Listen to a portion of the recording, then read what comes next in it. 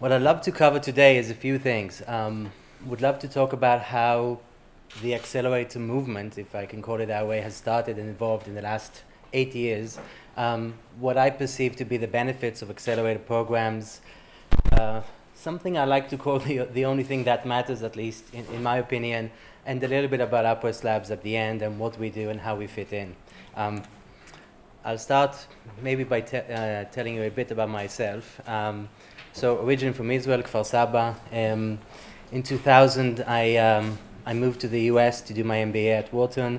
Prior to that, I wasn't fortunate to study in this university, but still I made it to the US, worked at the Boston Consulting Group in New York for a few years. Found that I spend most of my time on the web, so decided to work in an internet company so I won't get fired when somebody sees me surfing the web all day long. So moved out west, joined Yahoo. Got very lucky, I'll be the first to admit. I joined the corporate development team there that was responsible for mergers and acquisitions. So looking at John's slide, I pinpointed some of the things I led, so that was great. I was based in Palo Alto, actually in Sunnyvale, and a small part of my role was to be the point of contact with Israel, which wasn't a priority at the time. Ended up acquiring the first company that Yahoo acquired in Israel in 2008 and helped to open the R&D center in Haifa also in the same year. Spent another year or so in the same team, and in 2009 became the VP of Operations, stayed a couple more years at Yahoo. But when I arrived in Silicon Valley, I discovered something pretty interesting. It was right on 2005. There was this very interesting movement called Y Combinator that started then, started by a guy called Paul Graham. Paul Graham actually came from Yahoo. His company was acquired by Yahoo. I didn't get a chance to know him, but he started this thing called Y Combinator. And it was sort of interesting model at the time, quite novel. You know, many of you, I believe, might be familiar with today's model, and he sort of started it, so lots of credit to him and his team. The basic premise was this. So today, that was 2005, it costs significantly less to develop a company, and you don't really need that much money. In addition, distribution channels are much more open. This was pre-iPhone as well, but still, you could sense that you can distribute your product, whether it's B2B or B2C, much easier than you could before. So his premise was this: what happens if I take teams with, you know, a prototype or around that stage, give them, call it $20,000, get a little bit of equity, at the time was 7% or so, and work with them for a period of 3 months, see what happens. He started this in 2005. The class size was 6. So he had 6 startups that he worked with twice a year, and it was an interesting model. The next 2 years, and I clearly, distinctly remember reading this, everybody in Silicon Valley was asking, well, that's nice, but really, you can build a company with $20,000. How's that going to work out for you?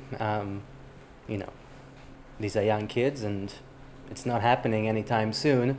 And by the way, even if it does, it's all small companies, right? You know, $20 million, maybe more, maybe less. Nothing of significance can come out. And that was absolutely the headlines. We forget it a little bit today, but those were the headlines back in 2007, 8, 9. And the model sort of evolved. From 6 teams, it went up to 12 teams and 24 teams each year that Y Combinator started. And in 2009, 2010, sort of those questions never came up again, at least not for Y Combinator, because Dropbox and Airbnb came from that program. Sort of valuable companies. To give you a sense, Dropbox raised $250 million at a $4 billion valuation. I think it was a couple of years ago now, and Airbnb raised 110 at $1 billion something valuation. It was a couple of years ago as well. So pretty meaningful companies were able to come up, and these days they're cranking out 50 companies at a time. But you know, everybody was seeing this. This is pretty interesting phenomena. So everybody was starting an accelerator. Like, I think I was the only one that wasn't in 2009 starting an accelerator. Techstars, one of the prominent ones, and others. Each one has their own spin on it, but it was interesting to see the development and evolvement of that model. I think today, it's starting to stabilize. The number of companies is still pretty high across all the accelerators that are out there. But it's a pretty prominent model to this date. Now, the way, at least when I talk to entrepreneurs and think about this, or when others think about it, the perceived funding process is, okay, we know how these things work. We'll go to an accelerator. Somebody will give us $20,000. We're going to come there with a PowerPoint or prototype, and the product will come out. We'll raise angel funding or from John from crowdfunding, and then we'll go to the large VCs. And it wasn't quite what happened. And I think we're trying to think about this, at least I'm trying to think about it slightly differently. The way, at least today, accelerators, I think, operate, they provide value in sort of 3 levels. At the very foundation, they all provide a certain structure. Look, you put 10 teams in a room, you provide them a certain structure, you have milestones, deliverables. That by itself creates a certain inertia in the product development and the company development. Your peers support you in UI, UX, you work together with others, and you have a location to go at every place. And I think a lot of the accelerators provide that, and it's of value for sure. They also provide know-how. I would call that sort of the second tier, sort of business foundations, thinking maybe about how to fundraise, pitch decks, providing technical input, and a lot of support around user experience and the product development. Again, all valuable. But to me, I think what the number one thing that accelerators offer and should be offering is creating momentum. And momentum means customer development. It means looking your customers in the eye, whether it be B2B or B2C, and truly getting close to them. Thinking about distribution strategy and who you can partner with, and also validating your business model. I want to go one step further, and I actually think it's the only thing that matters, to be perfectly honest. If you're targeting the Japanese market, then by all means, you should be spending significant time in Japan. Or in London, you should be spending significant time in London. If you're targeting the US, I think you want to be there, and Silicon Valley has proven itself, I think, I'm biased, but it's proven itself as a great hotbed to do a lot of these activities, whether it's getting your customers to use your product, getting partners to distribute it, or validating your business model. This is really the only thing that matters. That's my belief anyway. I'll give concrete examples about how, at least in UpWest Labs, we do it. But this is what I think when people tell me what should I do, which accelerators, I really try to ask them, look, be very specific. You need to create momentum. You need to see if somebody wants what you're selling. That's what you need to be focused on at the early stage, whether you're doing a mobile startup or an enterprise software startup. The way I define momentum, it's all about users, customers, show me traction. Absolutely. There's other things that help to define momentum. Finding the right partners or advisors. There's a thing called perceived momentum. It has a value. It's not really momentum, but if the press writes about you, that could help, I guess. But it's really getting a good buzz around your company and trying to lift up, trying to really show positive curves and positive trajectory around your business. Those are the things that I think, at least for me, define momentum. So, 2009, I'm still at Yahoo, and Y Combinator explodes, Techstars explodes. I host a bunch of Israelis on my sofa for a couple of weeks here and there, trying to get them, to meet customers and investors and the likes. And I just tell everybody, guys, there's these amazing programs that are called Y Combinator, Techstars, and a couple of others. They take you there for 3 months. They give you money. They show you how to do business in the US. It's really something. You really should be all applying to this, and it has proven itself as a model to help you build your business. So for about a year or two, I think I'm personally responsible for at least, I want to say 30 or 40 or maybe even more applications of startups that apply to these programs. Unfortunately, none of them got in. And I was a little bit dismayed because I truly believe that, again, you have to be there. You have to work with your customers. And I wanted to know why. I mean, clearly, as John mentioned, there's an amazing ecosystem here in Israel. I mean, second to none, amazing entrepreneurship scene.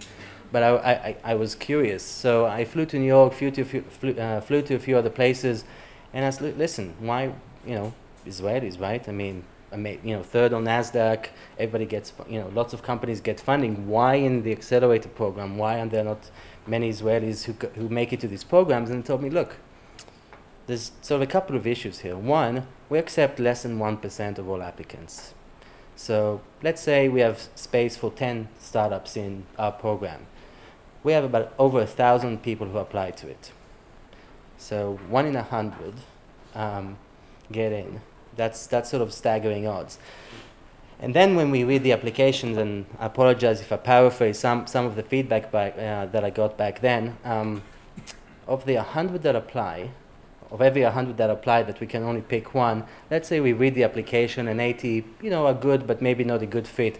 The other 20 are amazingly good match. I mean, fantastic. They seem very strong on paper.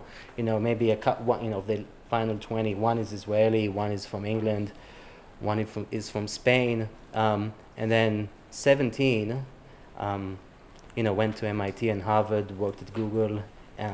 The person who validates them knows multiple people who know them through LinkedIn.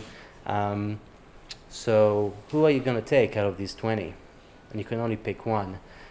It's very hard, What I heard is literally, we look at the Israeli applicants, they all came from the top technology unit, everybody from this 8200 something. And so in 8 years, out of these 2 marquee programs in the US, Techstars and Y Combinator, 700 companies were founded. I know of 4 that were Israeli. So again, 4 in 8 years. Interesting. And let's say I'm wrong by a factor of 2x or 3x or 4x. It's still amazing that the access to the market is not open to startups from an amazing ecosystem such as this. So beside a very passionate sort of belief, this was an opportunity that my partners and I, each from different background, came together and said, look, what can we do to help Israeli entrepreneurs? But do so in a way that's, economic driven. I mean, that there's value to all sides. So back in January 2012, this would be last year, we founded an accelerator program called UpWest Labs that focuses exclusively on Israeli entrepreneurs. And we do one thing. This is what we do.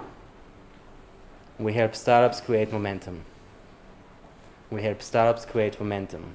Come and see your customers, come and talk to your partners, distribute your product, see if anybody wants it, and if not, change it. The biggest risk you have is building something nobody wants and realizing it 9 to 12 months after you work on it. So focus on creating that momentum, and I'll give a couple of examples in a second. So far, 33 startups have gone through the program, which is over 100 founders. It's been an amazing ride, and we've been up for about a year and a half, like OurCrowd.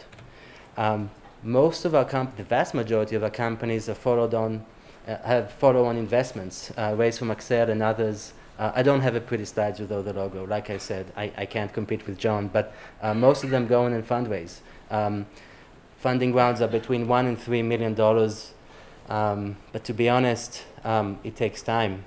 And we explicitly tell them that the 4 months that the program is 4 months long. We tell our entrepreneurs that they will not be fundraising during those 4 months. And then we say it again, because you come to Silicon Valley and you're not fundraising, what's the point? Well, the point is you build your business, you bring customers and you bring partners and you create momentum. And after you do that, if you show that there's a business there, then somebody will come and give you money, whether from Israel or Silicon Valley, it doesn't matter. But that's what you have to do. We look at companies in the software space. We would probably look at connected devices as well. But an important point is we're very funding agnostic. What does that mean? It means, you remember the slide I showed 5 minutes ago about the process. You raise funding from an accelerator, then angels, then VCs. Yeah, we don't care.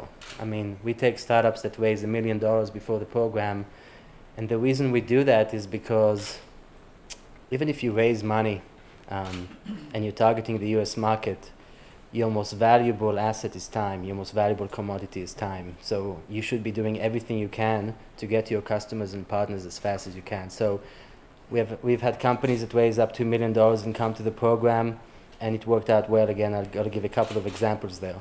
The stages prototype, I think the technical term I like to use is they come to us, the minimum stage is something to show someone that isn't a PowerPoint. That would be the technical term. And the reason is because you want to walk into your customers and tell them, yeah, you're my first customer, but it's pretty damn good what we have here, and you should be buying and not buying with us, not paying us, but we want you to use it. That's the minimum. We've had companies already making hundreds of thousands of dollars in revenues, millions of downloads on Android, raise funding, I mentioned.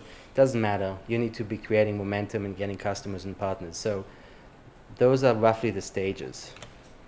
Some of what we offer, you know, a very strong business network, not just myself, my partners, but at all of our mentors. We have over 100 mentors. I'm glad the Lending Club was mentioned. We actually had the CEO come in and meet twice already our startups and give them some pretty valuable advice. On a side note, it's amazing to see an incredible CEO laminate for 20 minutes on his failures in the first year. You know, truly a humble CEO, and they're going to do amazingly well. So we have mentors that work with our startups on a weekly basis, bi-weekly basis. Some of them turn investors, but the value is they've seen it all before. They've seen companies at different stages because either they were that company, they work in Google or Dropbox or wherever it is, and they can help you reach those customers and partners and see if somebody wants what you're selling. We definitely are looking for our startups to, you know, for them to fundraise in the US, in Israel. It really doesn't matter. As long as they find the right investors. I'm going to echo what John mentioned at the end about the importance of finding the right people to work with you. And finally, we like to call it a Silicon Valley base. So we give, you know, very similar to Y Combinator, we give $20,000, $25,000. We get a little bit of equity. The entrepreneurs takes the money, get on a plane, lands in San Francisco airport, rents a car, and then they get to a house. There's a house that everybody can live in if they choose to, so they don't waste time trying to find something. That's the actual house. Now, nobody gets kicked off after a week. This is not Big Brother or anything, but it does simplify the entire process of getting to Silicon Valley. You land on a Friday, you land on a Sunday, you have a place to live at, you wake up Monday morning, you go to the office, and the same day you're already out there, going out and meeting your market and seeing if somebody wants to buy what you're selling, and if not, you have time to iterate and work and figure out the market that it's there. What's interesting, I think, is with this, you know, and we sort of knew it in advance, but a big part of our value proposition is the program, which is 4 months long. We like to call it phase 1. We call it phase 1 because nothing ends after 4 months. There's no degree. Nobody puts a flag on the ground. You don't get a certificate. You've established strong roots. You've created sort of your own mini ecosystem for your venture. And after the 4 months, usually the team comes back to Israel, the CEO goes back and forth, and we continue helping them in business development, in fundraising, in PR, in marketing. In fact, our earliest startups that started a year and a half ago, we helped them raise the first $1 million. Now we're helping them in raising Series A. We do that because, I'd like to think we're nice, but we are highly motivated from an economic perspective since we're shareholders in the company. So the Silicon Valley base is not just during the program, it's also very much afterwards. I'll end with a couple of cases that I'd like. I picked them because these were the last 2 companies to fundraise in the last couple of months, so I chose them. The first one is a security company that came at the prototype stage, and I'm being kind. When I say prototype, I'm rounding up. They were creating the next generation of malware detection software. Pretty strong team. Ex-Checkpoint, the CEO actually sold his first startup. Again, early prototype, and definitely rounding up there. No customers or pilots to speak of, no funding, but a very, very strong understanding of the market. And so they arrived with a prototype, worked extremely hard on figuring out the story and exactly what verticals they need to be working with. And so we teamed them up with somebody that became the board member, the former chief security officer at Symantec, who became an advisory board member. We actually got them pilot with 4 Fortune 500 customers, and 2 months after the program, they closed $2.5 million seed round with Accel. The money is not an indication of success. It's an enabler that helps prolong the life of the company and gives them more opportunities to succeed. Their investors, however, are very familiar with the ecosystem and Fortune 500 companies, and they're targeting those companies now to sell them. So they have an opportunity to do something great, I believe. Second company arrived to us, they were product ready. Hey, we have a product. Ad tech company, Talpiot grads, very smart guys, and already had a product. Now, the interesting thing is they had a really large Israeli customer, sort of the largest Israeli customer for their space. They were very excited. They raised, I think they raised more than $500,000. Super excited, very, very strong team. You know, and I knew them for about a year, and I asked them, listen, guys, this is great. Congratulations. Are you sure that the product you're building for this super large Israeli customer is what your US customers need? So they realigned their product. By the end of the program, they had 3 paying US customers. In the funding announcement, it was announced that they are close to having $200 million of revenues going through their systems. Again, not their revenues, just managing $200 million. And I think, you know, they're well set up to succeed, and they have all the opportunities in the world. At minimum, I would say we save them 9 months of development time, and their time and investors' money. And again, this is what we believe is the only thing that matters, just creating momentum by getting to your customers and partners. I'd like to end with a couple of things, and John stole a little bit from me, but that's okay. When thinking about who to take money from, going to an accelerator, every decision you make, this should be number 1 on the list. Is what you're doing helping you to build momentum and getting you to product market fit? That's it. That's the only thing. And as you think about it, you know, you're an entrepreneur, you're a team of co-founders, you will not succeed alone. So what supporting ecosystem are you building around your startup, of investors, of mentors, of advisors that can actively help you to succeed? What John said was absolutely right. And so when thinking about sources of funding, we think about accelerator model, we think about what to do. At least this is what I believe should be top of mind. That's it. Thank you very much, guys.